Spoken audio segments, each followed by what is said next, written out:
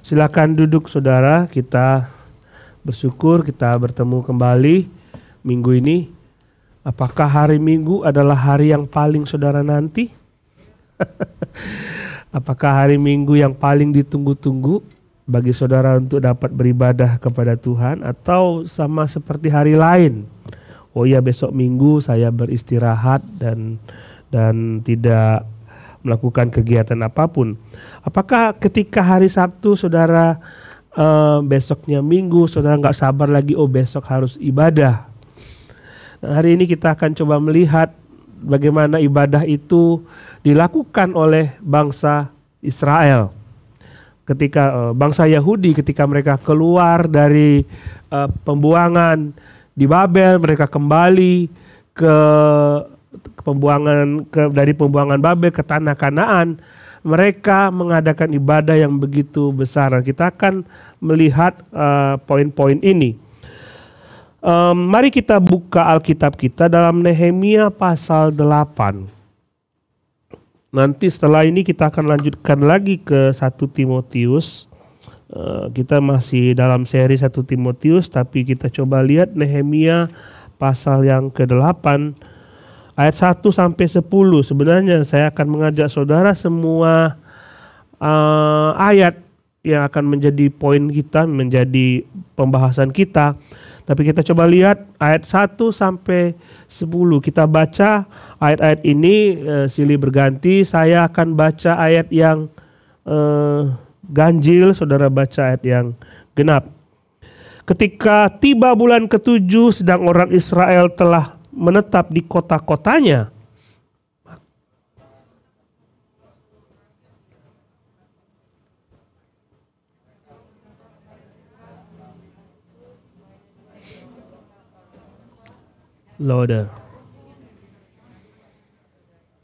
lalu pada hari pertama bulan yang ke-7 itu Imam Ezra membawa kitab Taurat itu ke hadapan jemaah, yakni baik laki-laki maupun perempuan dan setiap orang yang dapat mendengar dan mengerti.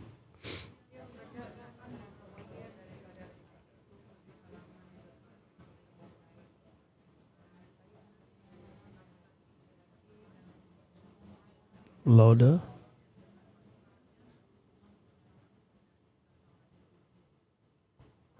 Ezra ahli kitab itu berdiri di atas mimbar kayu yang dibuat untuk peristiwa itu. Di sisi sebelah kanan berdiri Matika, Sema, Anaya, Uria, Hilkia, Maaseya, sedang di sebelah kiri berdiri Pedaya, Misael, Malkia, Hasum, Hasbadana, Zakaria, dan Mesulam.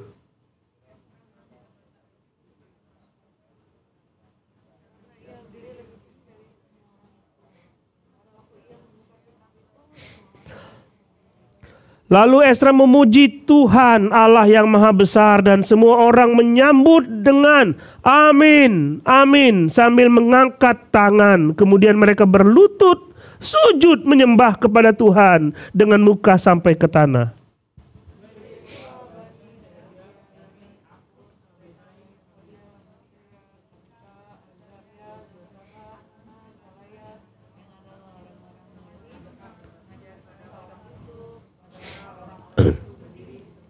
Bagian-bagian daripada kitab itu, yakni Taurat Tuhan, dibacakan dengan jelas, dengan diberi keterangan-keterangan sehingga pembacaan dimengerti.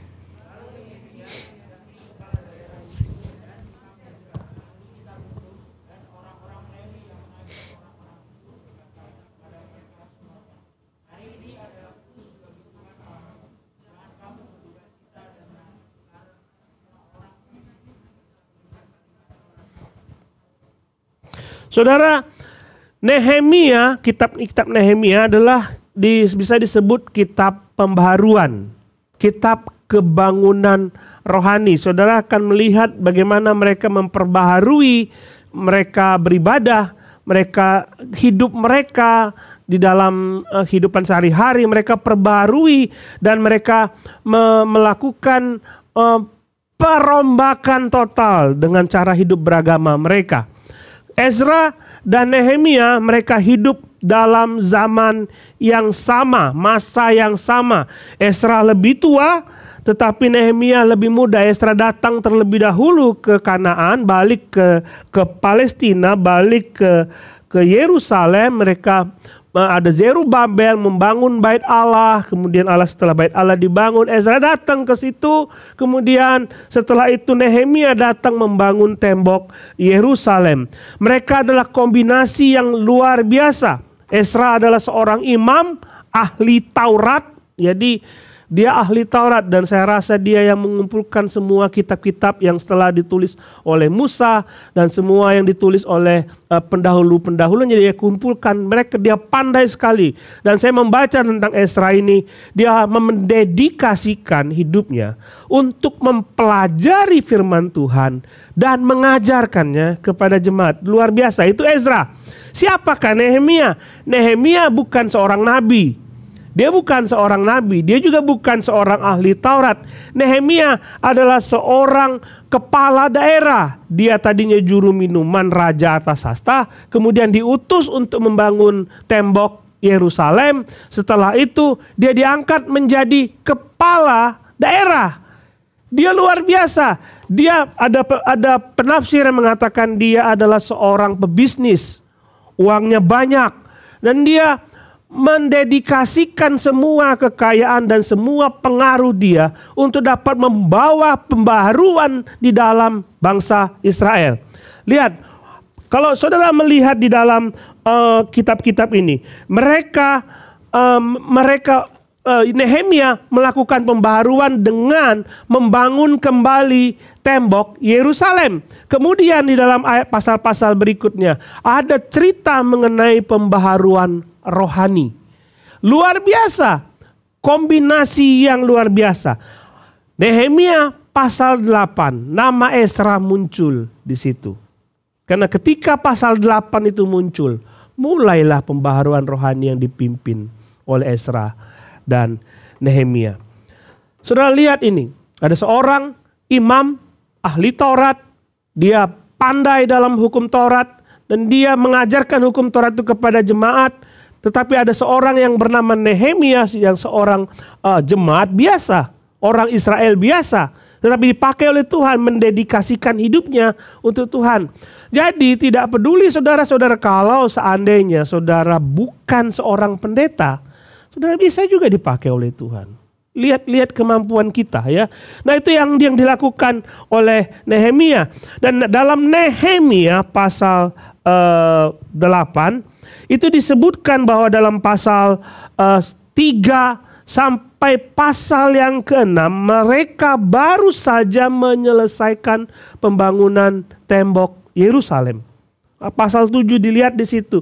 Pembangunan tembok Yerusalem diselesaikan dalam waktu 52 hari. Lihat pandainya orang ini. 52 hari tembok Yerusalem selesai. Saudara lihat bagaimana manajemen dia, Nehemia ini. Bagaimana dia mengkoordinir orang-orang itu sehingga bisa selesai. Jadi pasal 3 sampai pasal 6. Mulailah saudara akan membaca itu ada pembangunan fisik. Pembangunan fisik. Tembok Yerusalem dibangun. Bait Allah sudah dibangun. Tembok Yerusalem sudah dibangun. Nanti saudara baca dari pasal 7 sampai pasal yang terakhir. Saudara lihat, mulai dari pasal 7 sampai pasal 13. Saudara akan membaca cerita bagaimana mereka mengadakan pembaharuan rohani. Ada pembaharuan fisik, tapi ada juga pembaharuan rohani. Dan itu dimulai dalam pasal 8 ini. Ketika mereka berkumpul dan beribadah bersama-sama. Ezra dan Nehemia ada ibadah dalam pasal 8. Dan ibadah itulah yang memulai kebangunan rohani bagi bangsa Yahudi. Setelah mereka dibuang ke Babel, mereka balik ke situ. Dan mereka ada kebangunan rohani. Dimulai dari ibadah. Dimulai dari ibadah. Ini penting supaya kita tahu bagaimana seharusnya kebangunan rohani terjadi di negara kita. Ini penting kalau saudara rindu kalau kebangunan rohani terjadi di kota kita. Kebangunan rohani di negara, di tempat di mana kita tinggal, itu harus dimulai dari jemaatnya, orang-orang yang memulai hidupnya dengan beribadah kepada Tuhan. Perhatikan begini, kalau setiap orang TLCC, anggota TLCC, setiap orang, saya tidak bilang 100%, seandainya ada 90% kehidupan ibadahnya benar dan mengalami kebangunan rohani dalam ibadah tersebut, maka gereja itu akan mengalami kebangunan rohani. Kalau tiap orang mengalami kebangunan rohani dan ibadahnya benar, tapi kalau tidak benar, jangan harap itu terjadi. Tiap orang harus mengalami ibadah, rindu ibadah kepada Tuhan dan pulang dengan puas, dipuaskan oleh Tuhan dan mengalami perubahan dalam hidup. 90% saja. Saya tidak berharap semuanya. 90% saja kalau itu terjadi. Maka TLCC akan mengalami kebangunan rohani yang begitu luar biasa. Kalau seperti itu terjadi, maka kota di mana kita berada akan mengalami kebangunan rohani. Kalau setiap gereja seperti itu, maka seluruh negara akan mengalami kebangunan rohani. Jadi mulai dari individu kita. Mulai dari diri kita. Kalau kita tidak menganggap itu penting, maka jangan harap terjadi kebangunan rohani. Minggu lalu kita belajar dari 1 Timotius pasal 2. Kita belajar bahwa bagaimana kebangunan rohani itu dimulai dari doa. Tidak ada kebangunan rohani tanpa doa. Juga tidak akan ada kebangunan rohani tanpa ibadah yang benar. Saudara lihat sini, bangsa Yehuda dibuang dari Babel dan kembali ke tanah Kanaan, dan mereka mulai dalam pasal 8 ini mengadakan ibadah. Kita akan melihat ibadah mereka dalam pasal 8 ini. Bagaimana mereka beribadah? Kita akan lihat, kita akan contek. Dan kita terapkan dalam hidup kita saat ini. Bagaimana kita beribadah di tempat kita ini. Bagaimana kita beribadah di TLCC. Bagaimana cara kita beribadah. Apa yang kita cari dalam ibadah. Kenapa banyak orang yang ikut ibadah dan pulang biasa-biasa saja. Why? Nggak ada pembaruan, hidupnya kacau, tetap saja kacau. Pertama, apa yang dilakukan supaya ibadah kita menjadi ibadah yang membangunkan rohani? Yang pertama adalah kita harus mempersiapkan diri untuk beribadah. Mempersiapkan diri, benar-benar siap. Benar-benar siap. Pembangunan tembok Yerusalem sudah selesai dan sekarang saatnya untuk merayakan itu semua. Tapi kalau saudara baca dalam ayat 1, lihat di situ. Ketika tiba bulan ke-7, sedang orang Israel menetap di kota-kotanya. Mereka udah capek bangun tembok Yerusalem di bawah tekanan musuh. Mereka menetap di kota mereka masing-masing. Seandainya untuk beristirahat. No, tidak ada waktu untuk istirahat. Coba lihat ayat yang kedua. Maka serentak berkumpullah seluruh rakyat di halaman di depan pintu gerbang air. Mereka meminta kepada Ezra, ahli kitab itu, supaya ia membawa kitab Taurat Musa. Mereka ingin beribadah kepada Tuhan. Mereka ingin mendengar firman Tuhan. Mereka sudah lama, bahkan belum pernah mendengar pembacaan firman Tuhan. Karena mereka dibawa ke Babel. Pada waktu mereka di Babel, mereka kekurangan resource untuk dapat beribadah kepada Tuhan. Mungkin pada waktu dibuang ke Babel itu, mereka berkumpul bersama. Gimana sih kalian masih ingat gak sih cerita papa mama mengenai bagaimana bangsa Israel dulu keluar dari Mesir? Bagaimana hukum Taurat Musa itu? Kalian masih ingat gak sih? Dan mereka tidak baca itu secara langsung. Karena ahli kitab jarang sekali. Baru pada zaman Ezra, Lewi dikumpulkan, semua orang dikumpulkan. Mereka rindu sekali. Ingin mendengar firman Tuhan. Mereka rindu untuk berkumpul di dalam mendengar firman Tuhan. Lihat ayat 2. Mereka meminta Ezra, bukan Ezra dan Nehemia. mengajak mereka kumpul. Segenap bangsa Yahudi berkumpul di pintu gerbang air, minta Ezra, ayo bacakan kitab Taurat itu, kita beribadah. Lihat, ada inisiatif dari sini, dari dia, dari mereka, bukan dari pemimpin ibadah. Bukan dari pemimpin mereka. Mereka sudah punya inisiatif. Coba lihat di sini. Ada kira-kira 18 kali atau lebih kata seluruh rakyat, jemaah, mereka, orang-orang itu. Kata-kata frase-frase ini ditekankan dalam pasal 8 saja. Artinya fokus Nehemia, fokus tulisan ini adalah pada rakyat itu sendiri. Karena mereka yang menggerakkan diri mereka sendiri untuk beribadah. Untuk beribadah kepada Tuhan. Mereka meminta Ezra untuk membaca kitab Taurat. Mereka membuat panggung supaya Ezra bisa berdiri. Panggung itu besar karena ada 13 orang yang berdiri di atas panggung itu. Dan mereka sudah persiapkan, tidak mungkin mereka persiapkan itu pagi hari. Buat panggung bukannya sesuatu yang mudah, di mana 13 orang bisa berdiri di situ. Mereka sudah pasti siapkan diri panggung itu jauh-jauh hari. Tidak mungkin mereka pagi-pagi, yuk kita kumpul di pintu gerbang air. Saya rasa malamnya mereka akan kumpul, pemimpin-pemimpin kelompok mereka, kepala-kepala suku mereka akan kumpul dan bicara, besok kita ibadah yuk. Tanggal 1 bulan 7. Dalam bulan 7 itu bangsa Israel ada mengadakan perayaan, 3 macam perayaan. Dimulai tanggal 1, kemudian tanggal 15, kemudian begitu tanggal 20.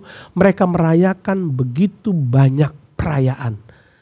Dan mereka punya inisiatif, besok kita kumpul yuk. Kamu sebarkan kepada keluargamu, kita besok kumpul ke ibadah di pintu gerbang. Nah, siapa yang khotbah? Ezra. Mumpung dia datang dari Persia, dia baru datang, kita ajak dia, suruh dia ini. Nah, nanti akan muncul banyak sekali masalah karena bahasa.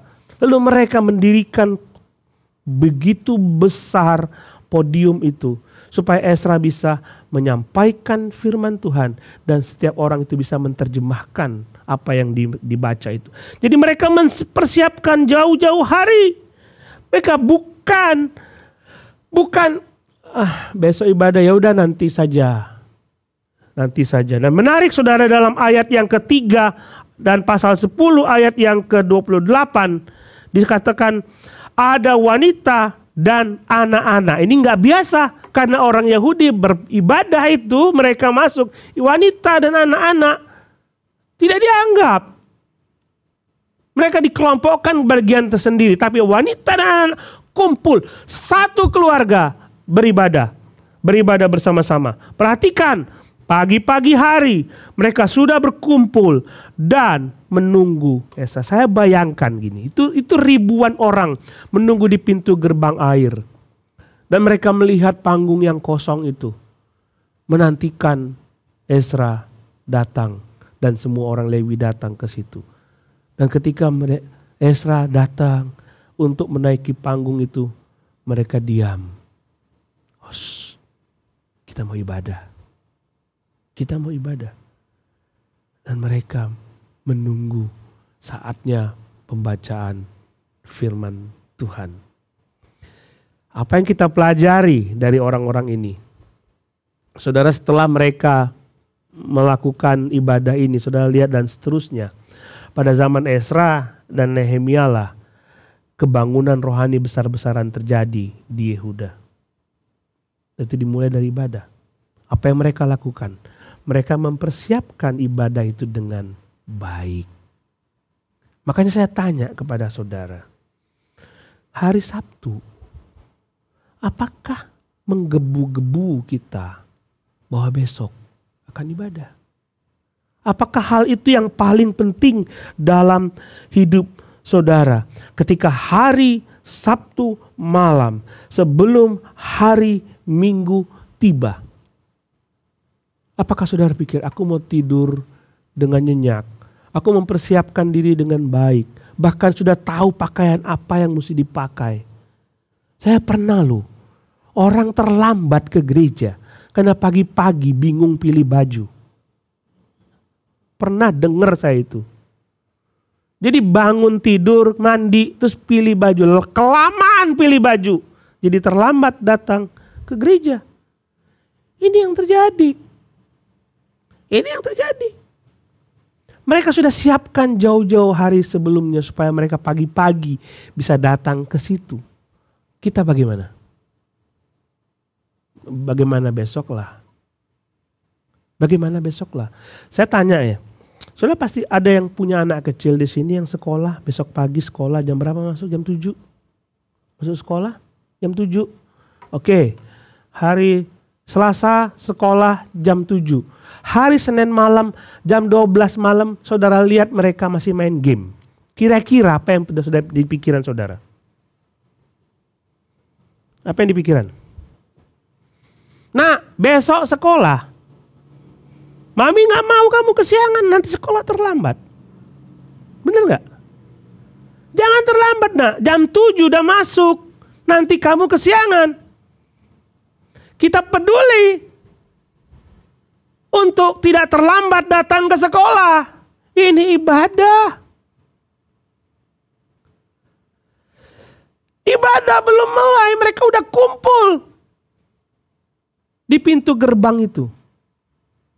Pintu gerbang air. Mereka sudah kumpul di situ. Nah, mereka sudah siapkan jauh hari. Boleh nggak terlambat ke sekolah? Ada beberapa orang yang kalau datang terlambat ke kantor kan absen kan pakai jempol. Tuh. Terlambat 1 menit saja nggak dapat uang makan. Berjuang ya. Supaya dapat uang makan, gitu kan? Juang, dapat, wah saya untung, saya on time. Nggak bisa titip kan, nggak bisa dipotong ini kan, tuh dikasih ke. Berjuang kita supaya tidak terlambat dan tidak ditegur oleh bos. Ke gereja, siapa yang tegur? Di mana hormatnya kepada Tuhan yang sudah menunggu begitu lama? Di manakah anak-anakku? Ibadah sudah mulai. Di manakah mereka? Lihat, saya tidak mengajak saudara untuk se-ekstrim mereka. Tapi kalau seandainya saudara mau untuk dapat beribadah kepada Tuhan, mengalami kebangunan rohani, siapkan jauh-jauh hari. Jangan tidur malam-malam. Karena biasanya kalau tidur malam-malam, jam 2, jam 3, adanya ke gereja ngantuk. Sudah tidak bisa mendengarkan firman Tuhan. Mari kita coba lihat. Keluaran pasal 20 ayat 8 sampai 10. Ingatlah dan kuduskanlah hari Sabat.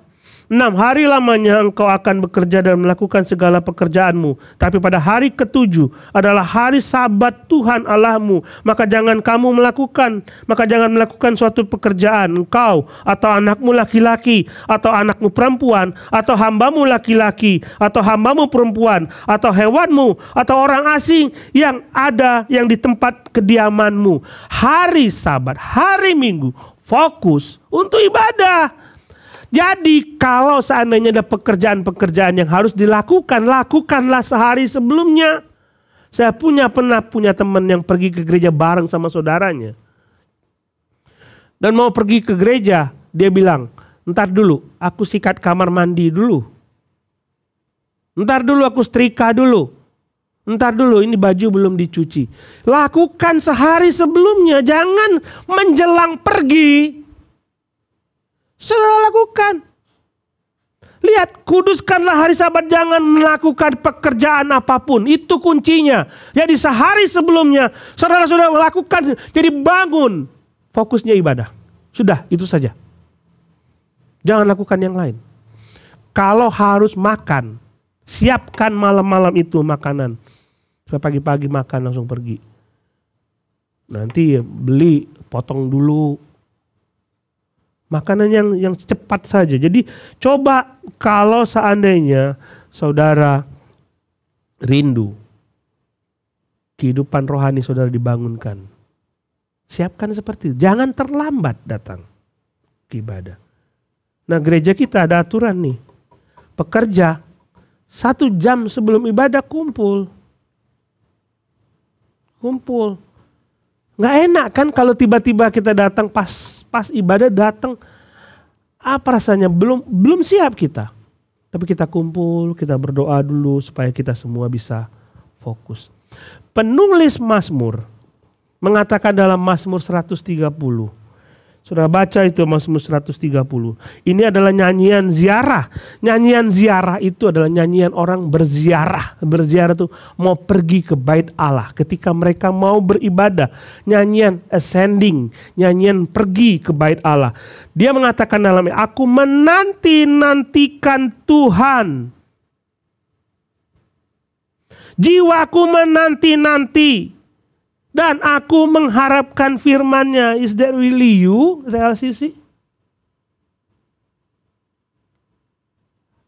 Malam hari, Sabtu, sebelum hari Minggu, apakah saudara mengatakan, aku menanti-nantikan Tuhan, jiwaku menanti-nanti, dan aku mengharapkan firman-Nya? Apakah dalam ibadah seperti itu? Lah, lihat dalam ayat yang ke-6. Jiwaku mengharapkan Tuhan lebih daripada pengawal mengharapkan pagi. Lebih daripada pengawal mengharapkan pagi. 2 kali dia tekankan orang menjaga satpam malam-malam, jaga malam. Dia pengen pulang pagi. Kapan ini pagi? Aku capek, aku kan malam mestinya tidur. Aku pengen pulang, pengen istirahat. Kapan ini pagi? Orang yang menjaga malam-malam hari mengharapkan pagi. Aku lebih dari dia. Aku tidak sabar lagi menantikan ibadahku. Itu yang dikatakan oleh pemazmur. Is that really you? Apa kamu seperti itu?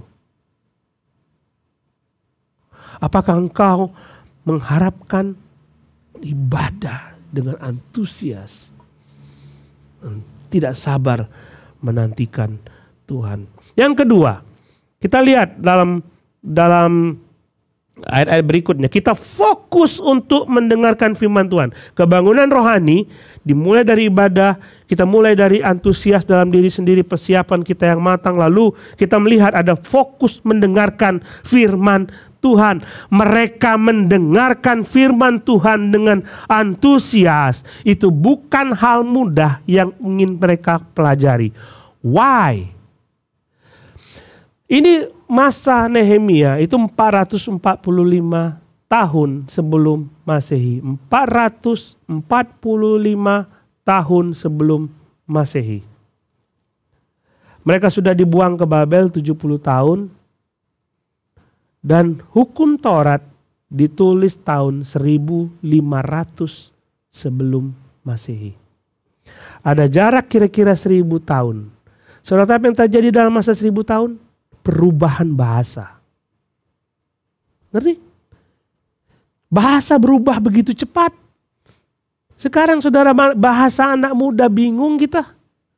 Padahal cuma dari kemarin ke tahun lalu ke tahun ini, kita bingung dengan kata-kata anak-anak muda. Saya bingung. Kuis. K-U-Y-S. Saya pertama kali, apa ini? Kui. Apa kui? Saya bingung sekali. Lama-lama saya mengerti itu dibalik oleh mereka. Perubahan begitu cepat bahasa. Ini 1000 tahun. Jadi mereka sukar untuk mengerti. Mereka sukar untuk mengerti, pasti mengalami. Mereka sekarang berbahasa Aram. Bahasa yang dipakai pada zaman Yesus. Mereka berbahasa Aram. Nggak ngerti lagi bahasa dulu-dulunya. Sulit untuk baca dan mengerti. Dan ini kendala yang mereka alami. Mereka nggak peduli. Mereka kumpulkan, mana Lewi? Saking rindunya firman Tuhan. Mereka kumpulkan Lewi. Kamu kan belajar firman Tuhan. Kamu kan tahu, ajar kami rindu ingin belajar firman Tuhan. Biar Ezra membacakan ini, kamu terjemahkan kepada kami. Lihat, ada kira-kira 27 atau 28 orang yang melakukan itu, melakukan terjemahan itu kepada mereka. Dan mereka memahami dengan baik. Nggak mudah bagi mereka. Lihat, dalam ibadah ketika firman Tuhan dibacakan, mereka fokus. Aduh, begitu indahnya. Aku gak pernah dengar firman Tuhan, dan kali ini aku mendengar firman Tuhan. Mereka fokus dalam ibadah. Berapa lama mereka mendengar firman Tuhan? Saudara lihat, dari pagi sampai siang, di bawah terik matahari.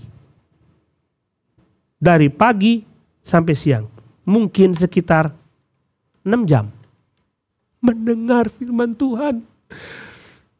Fokus, masih fokus. Saudara mengulang, pendeta, kita fokus cuma 20 menit di awal. Setelah itu gak fokus lagi.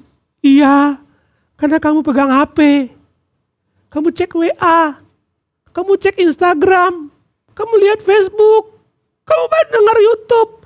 Mana? Tuhan sedang ngomong, kamu gak dengar. Dan mereka untung mereka gak ada HP pada waktu itu. Kita terlalu manja. Di ruangan ber-AC, nyaman, dengan musik yang luar biasa. Terlalu manja kita. Saya tidak mengajak saudara untuk ibadah di luar 6 jam. Saya juga gak mau khotbah 6 jam, capek. Tapi ketika firman Tuhan disampaikan, fokus saudara kemana? Saya tidak mengajak saudara meniru mereka seperti itu. Tapi tirulah semangat mereka ketika mereka ingin mendengarkan firman Tuhan. Ada kendala bahasa? No problem, kita cari solusinya. Yang penting aku dengar firman Tuhan.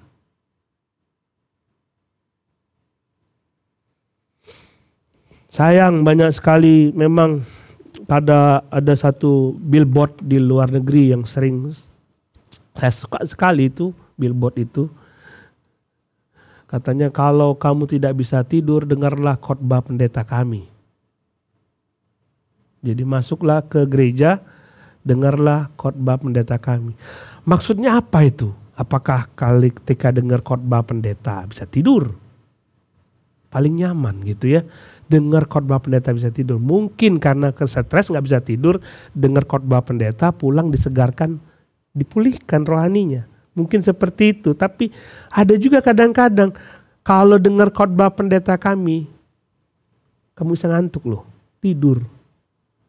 Nggak fokus ke situ. Saya mengajak saudara untuk mengubah paradigma itu. Tadi saudara lihat bahwa kita mempersiapkan diri untuk beribadah. Kita antusias. Wah, ayo pa, ayo ma, ayo nak, cepet. Cepet kita mau ibadah, jangan terlambat. Datang lebih awal lebih baik daripada on time atau in time. Datang lebih awal.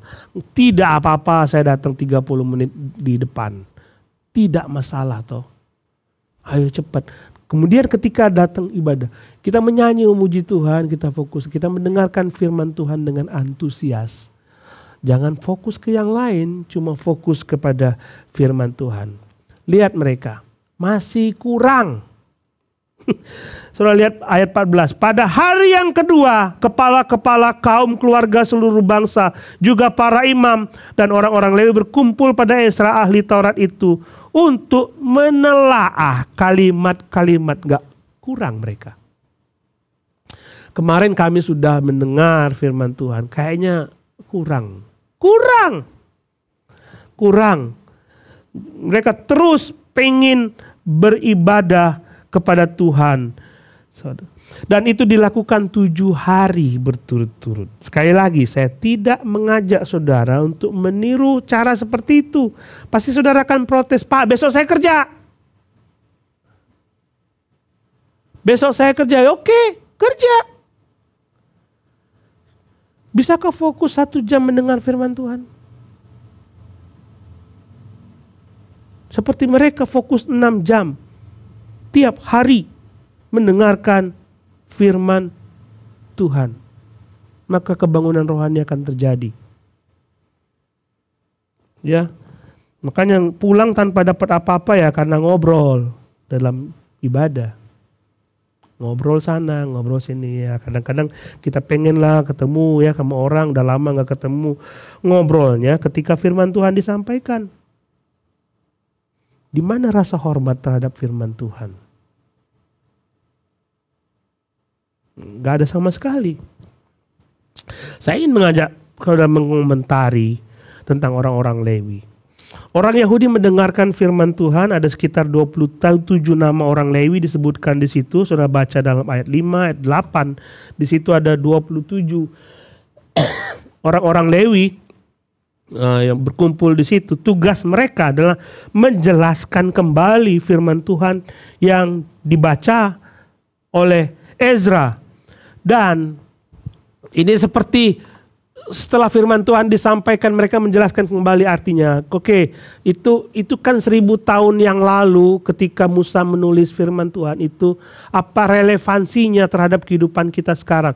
Iya, kalau kita zaman dulu kan begini-begini. Nah, kita mesti lihat konteks kita sekarang dan mereka belajar apa yang harus kami lakukan dan mereka belajar bersama-sama. 27 orang ini membantu Ezra supaya mereka mengerti. Dan saya lihat waktu saya baca ini, saya ingat care group kita. Jadi setelah khotbah disampaikan, 27 orang ini dikumpuli orang-orang di bawah pimpinan mereka dan mereka mengajarkan firman Tuhan itu kembali. Itu di care group. Sama seperti kita. Jadi kerinduan mereka setelah mendengar hari Minggu, kita terapkan dalam care group kita. Kemarin saya dengar firman Tuhan ini. Dan saya ingin menerapkan dalam hidup saya. Bagaimana caranya? Bagaimana caranya? Sayang kita. Ibadah terlambat. Tidak antusias. Care group gak datang. Di mana kebangunan rohaninya?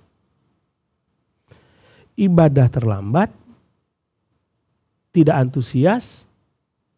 Firman Tuhan tidak ada didengar dengan baik, tidak fokus, care group gak ada. Dibangunkan gak rohaninya? Pulang saudara akan kering. Tiap-tiap kali ibadah pulang pasti kering.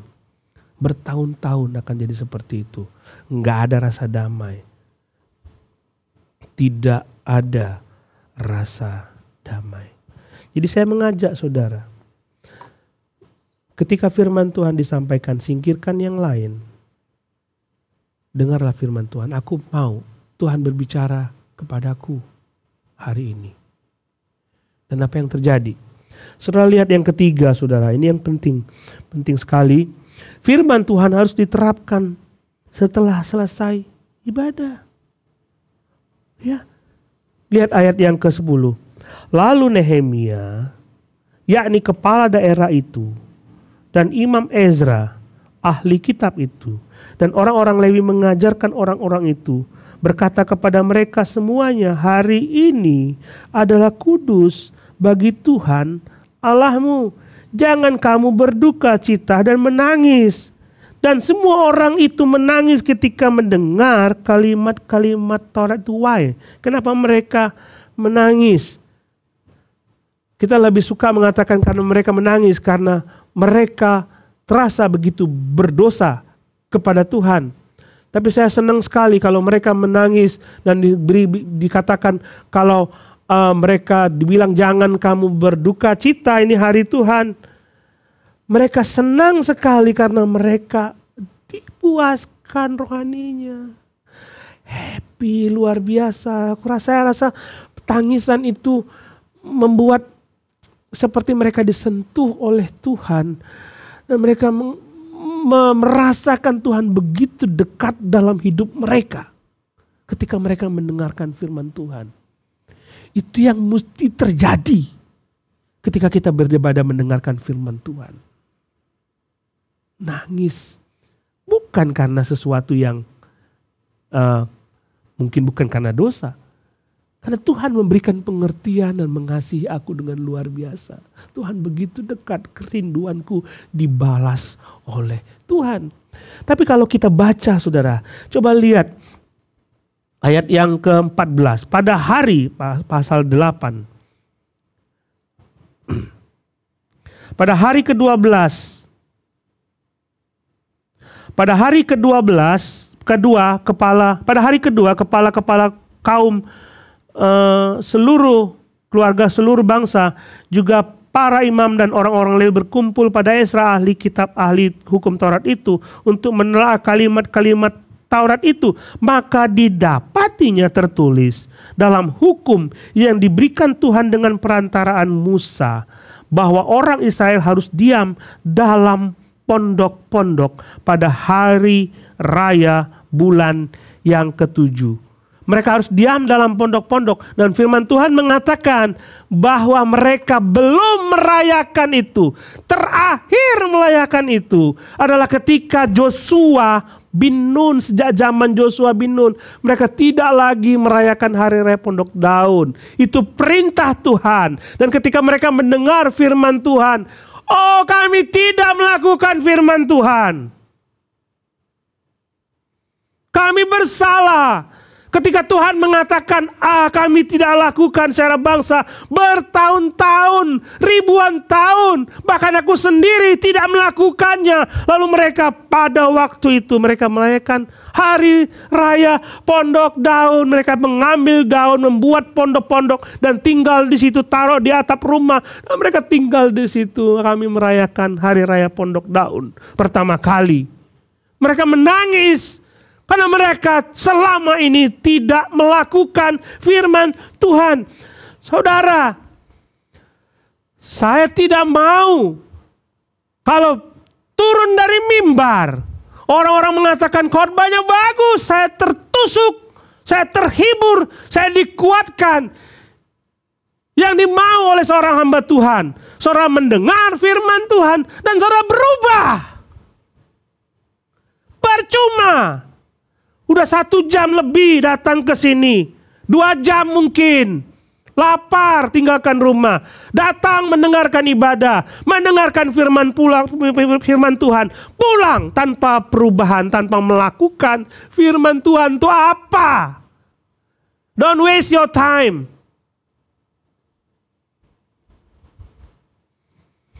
Pulang. Lakukan yang saudara dengar. Jangan sia-siakan waktumu dalam ibadah. Sia-siakan hidupmu. Hanya untuk mendengarkan firman Tuhan dan dilupakan. Makanya saya mengatakan bangsa ini memuji aku dengan bibirnya dan mulutnya. Padahal hatinya jauh daripada aku. Cuma ingin kumpul-kumpul saja. Saudara, mari kita bertobat. Kita dengarkan firman Tuhan. Kalau ada dosa, lakukanlah. Akuilah kepada Tuhan. Dosa besar. Datang. Ibadah. Mendengarkan firman Tuhan. Lalu dilupakan. Dosa besar. Kalau datang. Ibadah. Mengamin-aminkan firman Tuhan benar. Itu benar. Tapi tidak dilakukan dalam hidup kita sehari-hari. Saya mengajak saudara. Saudara rindu seperti minggu lalu. Saya mengajak saudara mengatakan, saudara rindu agar tempat di sekitar kita dimenangkan bagi Tuhan, ada kebangunan rohani. Saudara berdoa dengan orang-orang di pinggir jalan, lihat, oh saya ingin mereka mendengarkan firman Tuhan dan belajar firman Tuhan. Kalau saudara sendiri tidak dapat apa-apa dari firman Tuhan, bagaimana saudara mau bawa orang lain ke sini? Kalau saudara ingin orang lain berubah ketika mereka diajak ke gereja, tapi saudara sendiri tidak pernah mengalami perubahan,